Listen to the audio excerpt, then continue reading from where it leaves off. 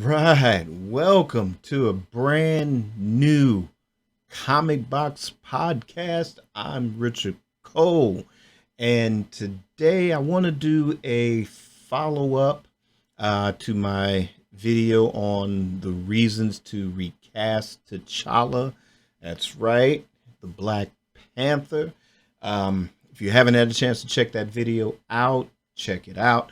Otherwise, I'm going to kind of recap those 5 reasons in this episode. But what I really want to do is focus on basically what the title of this episode is, which is the Black Panther versus ownership. All right, so the whole controversy with the recast T'Challa, you've got the diehard comic book fans that know the history. They've read every story arc, whether it's Black Panther, whether it's what he does in certain Avengers story arcs, and just how consistent the character has been in the last, 57, 58 years since his creation. And when you compare what the great Chadwick Boseman has done with his short tenure with the Black Panther, and you look at the whether it's, everybody from Kirk Allen to, Henry Cavill, to, what's it, the new Superman, David Cornsweet, I think his name is. But you look at that lineage, Christopher Reeve, one of the greatest to play Superman. You look at James Bond. I'm going to get to James Bond because I think this is going to help kind of squash a lot of this madness for people that don't understand the whole recast T'Challa thing. But then, like I said, you got people that probably just only know the MCU movies. They only know Black Panther through Chadwick Boseman's portrayal. And I'm going to just say, maybe a little confused as to why there's a recast T'Challa campaign. It's not about any disrespect to the actor. That brother has played basically almost every iconic human being on the planet. He's played Jackie Robinson. He's played James Brown. He's played Thurgood Marshall. Even a fictional character like T'Challa, with the weight of what that character's creation means, is just as important as a Jackie Robinson. It's just as important as James Brown. It's just as important as Thurgood Marshall, as far as cultural significance. So it's not disrespect, and it's not misogynist too. There are some great story arcs regarding Shuri taking up the mantle of Black Panther. The problem is, especially with us diehard fans, whether they're avid comic book readers, some, like myself, are actual content creators. So we have kind of an inkling on how story works. And granted, I know it's not easy making a movie. I'm not even going to claim that I can make a better movie than anybody, or even let alone write a screenplay. But just from my perspective and just from my experience, that, yeah, I think that it was an emotional decision that was made out of haste. And I'm assuming that money had already been spent and there was a point of no return. So they basically wrote themselves into corners that they couldn't get out of. But they've done the best that they could. They've done the absolute best that they could have done with that movie. But it does have its flaws. And I'm talking about Wakanda Forever. It does have its flaws. And there are some writing decisions that me personally would not have made. But I don't know. I may touch on that in just a moment. But like I said, we're going to get into the idea of ownership versus, or Black Panther versus ownership. So let's start by putting it in perspective. Now, comic book fans, you already know this, or comic book movie fans, you already know this. This is for, again, people that only know T'Challa through the MCU. You know, they just think, oh, well, Disney came up with this or whatever, you know, or they made the movie and they're the absolute law. Yeah, when it comes to their movies, they're the decision makers. But they're also the IP content holders as well. And we dive into that in a little bit as well.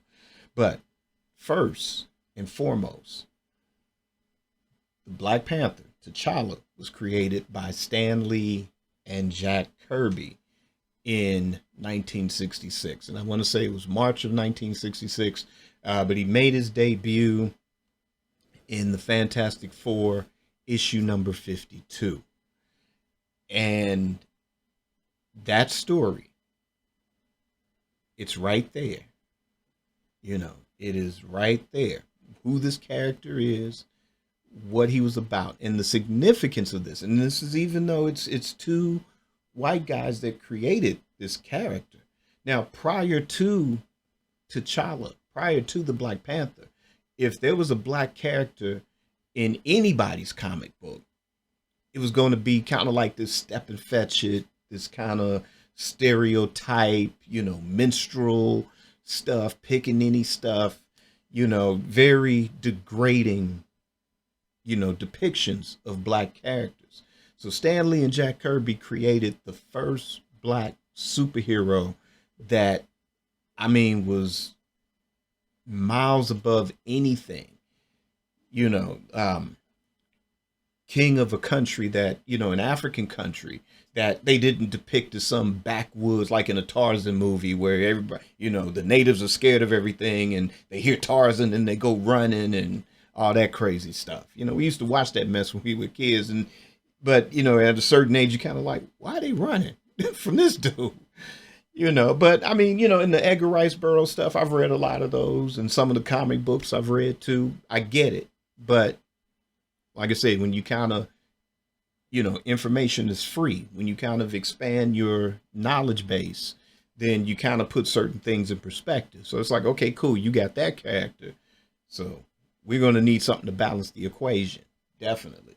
So Stan Lee and Jack Kirby definitely created a character that definitely leveled the playing field. You know, was just, you know, was smart, if not smarter than Tony Stark. Reed Richards, you know, can go mentally toe to toe. Later, in later story arcs, villains as high profile as Doctor Doom and Namor, the Submariner, you know, he could stand toe to toe verbally. You know, there's a great story arc where he's not even using his powers. He's in New York doing Daredevil a favor, keeping an eye on Hell's Kitchen, and he's going toe to toe. I mean, it's like reading a chess match, that battle between him and Kingpin. Literally, it's like, I mean, check it out. You know, it's all there. That's all the source material. So if you go and look at those various incarnations of T'Challa, you will see why we are so passionate about having this character continue in mainstream media. You know, so again, it's not disrespect. It's just, you know, it, like I said, you can get 50 people to play Superman, 25 people to play James Bond, 30 people to play Batman and Spider-Man. And it's like, in my previous video, Hollywood, as far as white people, have had that 100+ years of diversity amongst themselves. They have great characters. They have great villains. They have everything in between, every iota of their existence on film. So they can get away with doing something silly and corny and nobody bats an eye because they've put out a John Wayne, or they put out a Clint Eastwood, or they put this out, they put that out. And when we see something like this from our perspective, it's like, okay, well, the black character got one movie and now they're sweeping them under the rug. So again, it's not that disrespect, but we also deserve to have every iota of our existence represented in mainstream media as well. So for all the whatever, the gangster movies and, you know, whatever, these stupid reality shows or whatever that's out there, fake housewives of whoever, for every one of those, we need to start slipping in some black superheroes. We need to start slipping in some science fiction in there and start having that represented. We like with the horror thing, with the Jordan Peele stuff. You know, that's what we need. We need that type of diversity as a people because we're just as diverse. We're not just limited to, oh, here's another hood movie, oh, here's another slave movie. We're more diverse than that. And this is why we get passionate about recasting T'Challa. So, again, Stan Lee and Jack Kirby created the character. And Chadwick Boseman, like I said, I've gone over his resume on film, has played the most iconic characters. I mean, real life people, Jackie Robinson, James Brown, Thurgood Marshall. And again, to take the first black superhero and through his sheer talent, elevate it to a point of inspiration. That movie was inspirational. I saw people that wouldn't dare go to a comic book movie before this, but they were seeing something where they had seen decades of the Step and Fetchits and the Bojangles and all these other stereotypes.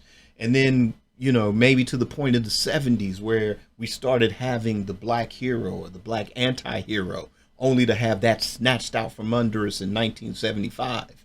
And it wasn't until Robert Townsend and Spike Lee in 86 to make a platform so where you can have a Denzel Washington get better roles instead of playing a ghost detective. I mean, a ghost haunting this detective, and all this other stuff, where he was getting quality Oscar-worthy material in that, to which opened doors for a Chadwick Boseman to come along and play such an iconic character in the first place. So, again, it's not disrespect to Chadwick Boseman.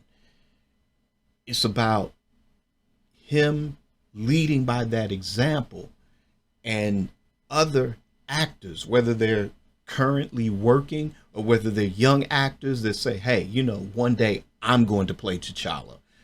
Just like if you've had Adam West, somebody was watching the Batman TV show and saying, hey, one day I'm going to play Batman. Ben Affleck was a big Batman fan. He even had a Batcave, a replica of the Batcave built in his house, I think before he married Jennifer Garner. So, like I said, again, we need to have that type of inspiration as well. It's what he would have wanted. That's why he put so much into that role, so that others can follow in and do that.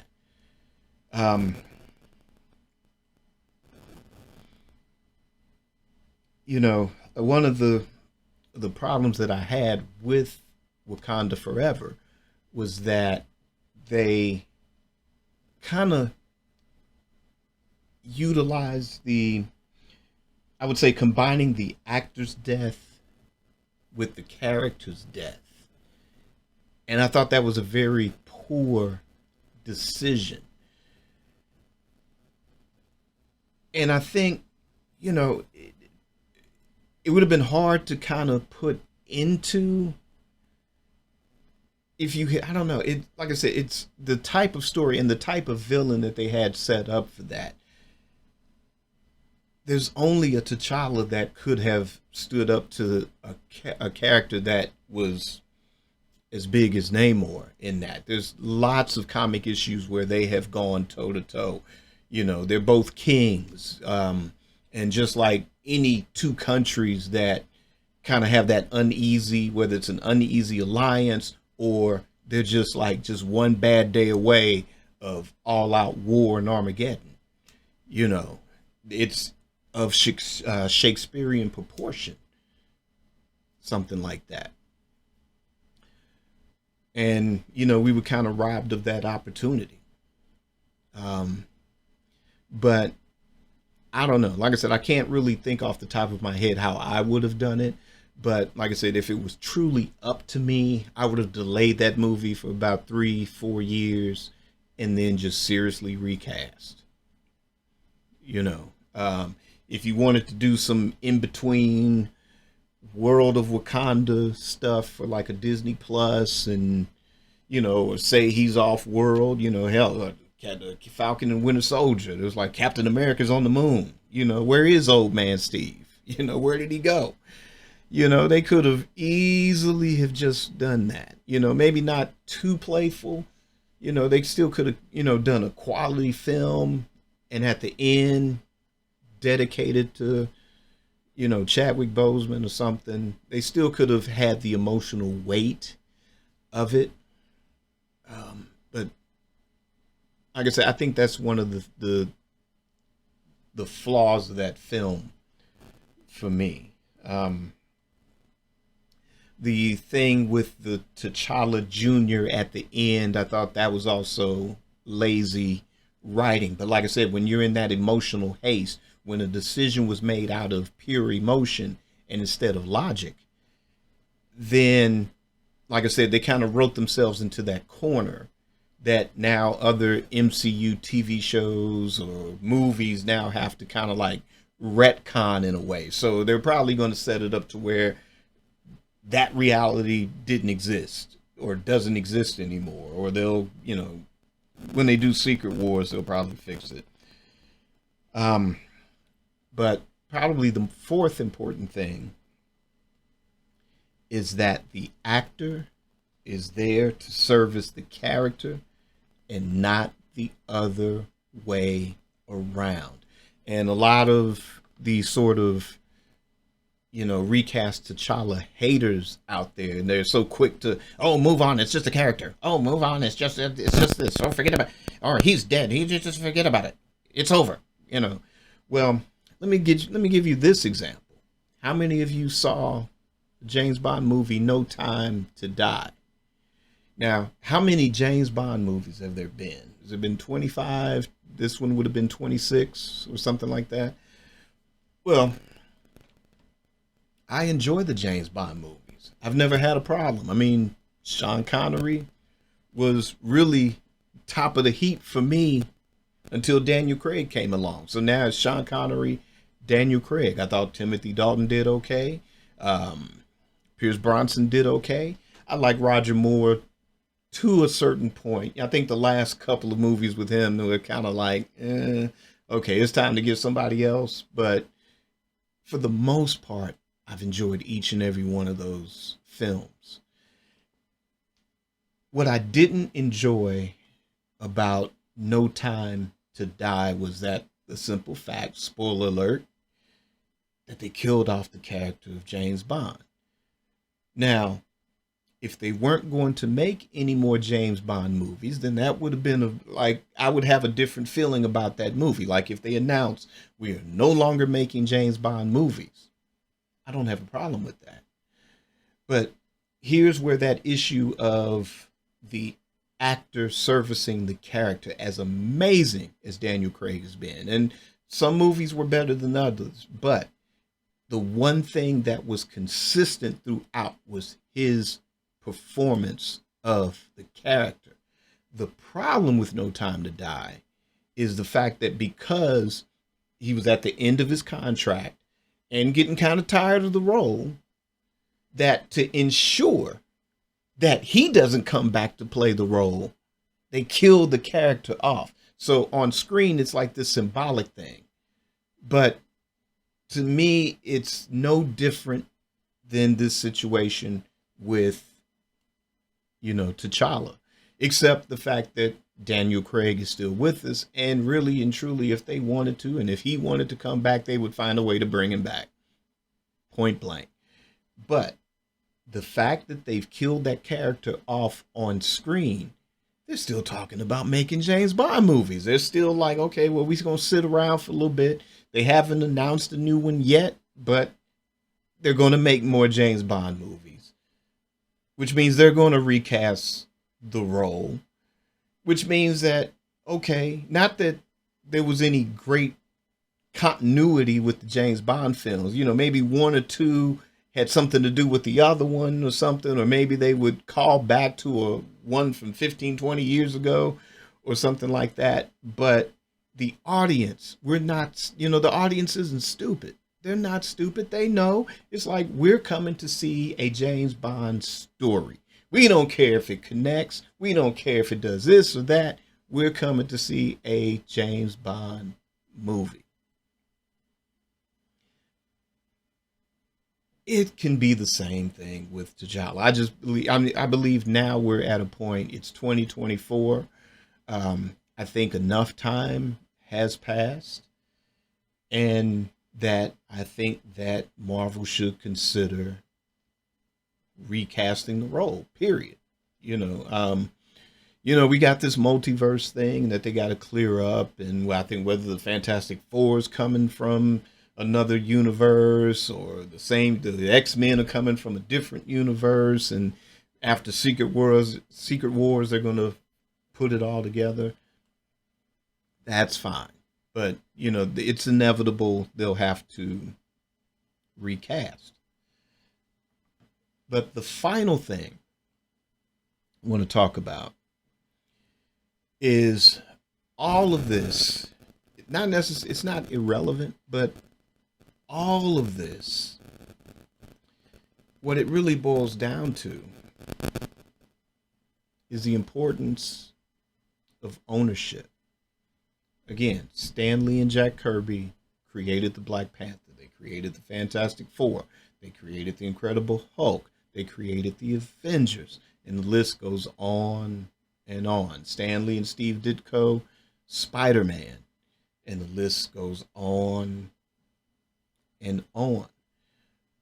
But when it got to the point where Stan Lee was no longer in control of Marvel, then as far as other creators, especially Jack Kirby, the argument has always been, does he own the creation or is it a work for hire? Now that could be a whole different episode, but that's what it boils down to. So as it stands, Disney is the owner of the intellectual property of Marvel, which means when it comes to their films, they will do whatever they want to do, whether we like it or not. And I will say this, yeah, it definitely gives the impression that when it comes to the singular most important Black superhero, that it has been swept under the rug. It's just like, oh, well, here's this one movie. Yeah, it made $1 billion, but hell, we're not going to recast the movie. So, well, we're going to get the sister to take over the role. And nothing wrong with her as an actress. I think she's a strong actress. But as far as the MCU, not fit for Black Panther. If they were going to, I would have voted for, say, Okoye to get it. Or,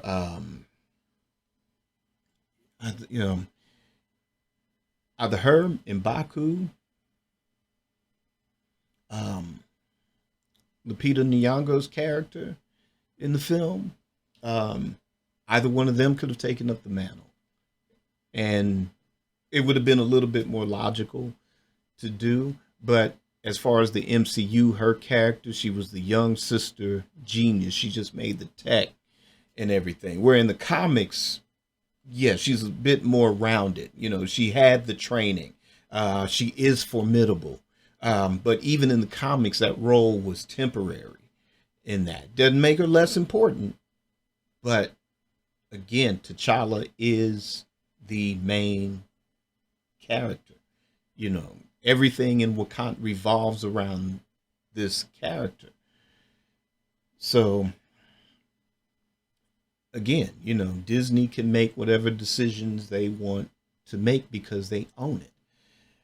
And as a final note, you know, it's kind of sad in a way that we're talking about a black superhero that nobody black has control over. And we're having this debate, we're having this discussion. So I would say the takeaway from all of this is that, there are a lot of black content creators, whether they, of course, same problem with DC is that like the milestone stuff that's under the DC imprint. But outside of that, there are a lot of content creators that, I would say the message would be find a way, create good characters, create great characters, and create great stories with those great characters. And with those great characters and stories, if it can translate to other medium, be it animation, be it television, be it motion pictures, then be in a position to where you control that content so that a lot of these young actors and actresses that are out there that want to play a diverse range of roles, whether they want to play a cop, whether they want to play a doctor, they want to play a good guy, they want to play a bad guy, or whatever, and they want to play a superhero,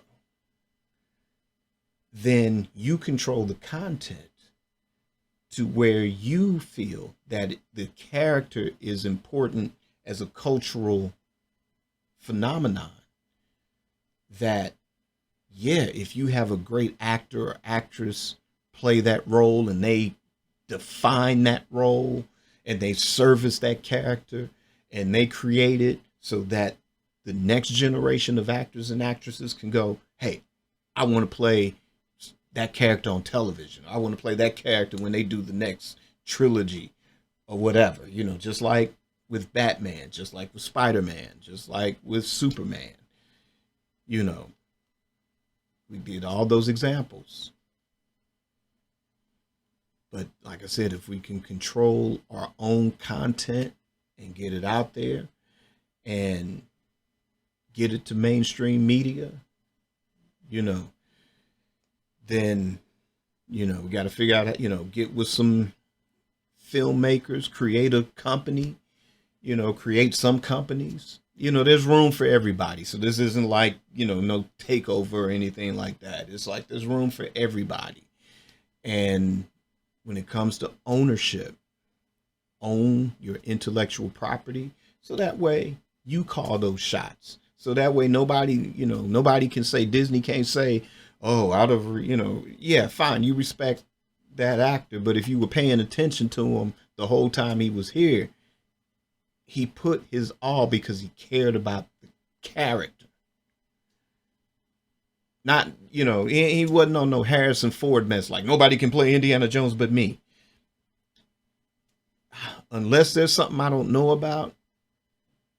I thought Disney owned Lucasfilm, which owns Indiana Jones, which at some point is going to come to a point they're going to have to recast Indiana Jones at some point. They probably, out of respect for him being still walking the planet, yeah, they won't do another Indiana Jones movie anytime soon, but you can best believe before that intellectual property copyright runs out,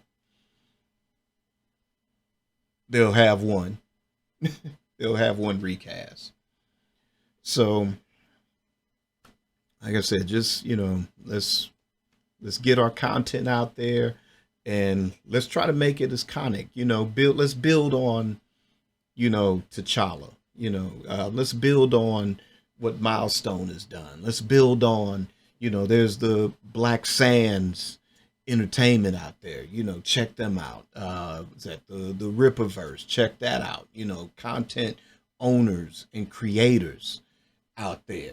And they're getting into those positions to where their IP is going to eventually reach that mainstream media, and you have actors and actresses competing for those roles, or you have them doing a trilogy or two, three, four, five, six, seven, eight, 9 seasons of a show, and then they'll reboot it, and then here comes the next generation of actors. You know, let's let's see a world like that. Let's make that happen. But like I said, Disney owns it, but not gonna stop for recasting. Till we get our characters out there, then let's campaign recast T'Challa. And until next time, create your day, create your life. Peace.